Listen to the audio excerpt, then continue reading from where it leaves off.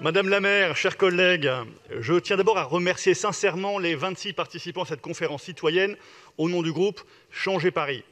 Hélas, la question qui leur était posée portait en elle-même une contradiction majeure, car les meublés touristiques contribuent marginalement aux difficultés d'accès au logement. Alors, je comprends bien l'intérêt d'en faire un bouc émissaire, c'est un excellent moyen d'éluder la responsabilité de la mairie de Paris dans la désertification de certains quartiers. Pour rappel, 3/4 des logements des meublés touristiques sont des résidences principales, louées par leurs occupants. La conférence citoyenne ne les met nullement en cause. Il s'agit donc de parler des 25% restants des meublés commerciaux et non pas individuels.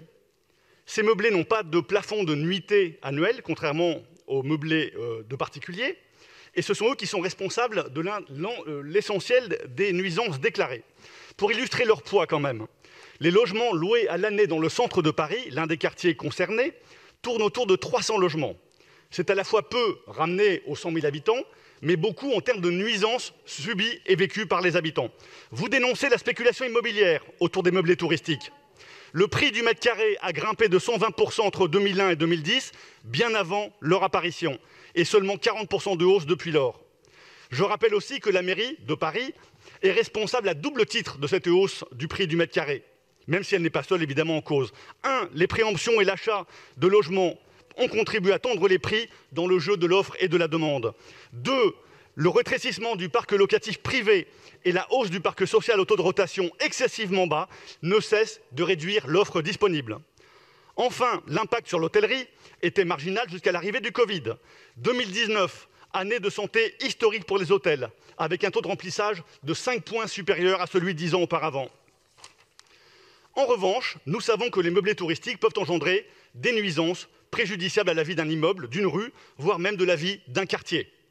Leur concentration excessive dans une zone touristique peut accélérer le processus de transformation de Paris en ville-musée, qui a commencé, je le rappelle, sous votre impulsion, bien avant leur arrivée.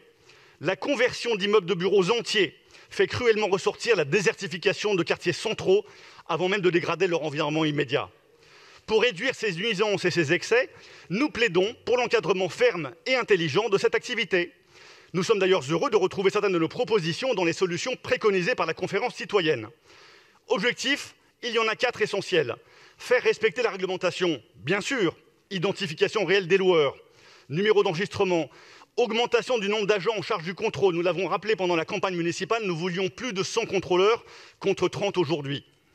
Limiter les nuisances sur le voisinage, coopération avec le voisinage, rôle des plateformes. Réponse aux élus qui signalent des risques d'infraction. Aujourd'hui, les élus le signalent, ils ne sont pas suivis par l'administration en charge du contrôle. Responsabiliser juridiquement les plateformes. Bon, est-ce aux entreprises privées de devenir les bras armés de la justice, mais en tout cas, c'est un débat ouvert. Réguler le nombre de meublés touristiques. Le système compensatoire actuel est déjà restrictif, je le rappelle, en fonction des zones. L'idée récente de l'exécutif d'établir des quotas et interdictions par rue, illégales à l'heure actuelle, nous apparaît particulièrement imprécise et vague. Durcir les changements d'usage, oui, mais comment précisément? Quel cadre légal, fiscal, réglementaire, spécifique voulez-vous? Tout cela est confus.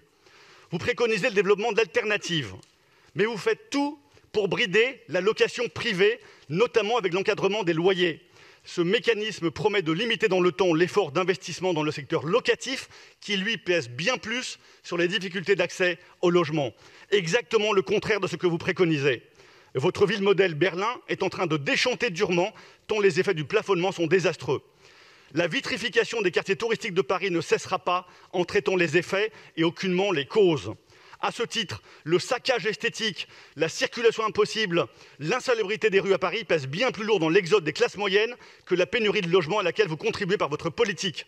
Nous devons limiter et encadrer cette évolution des meublés touristiques, commerciaux, mais en gardant en tête le fait que la seule action efficace pour rendre Paris à nouveau attrayant, c'est de rendre la vie plus agréable aux familles dans un Paris sûr, entretenu et embelli.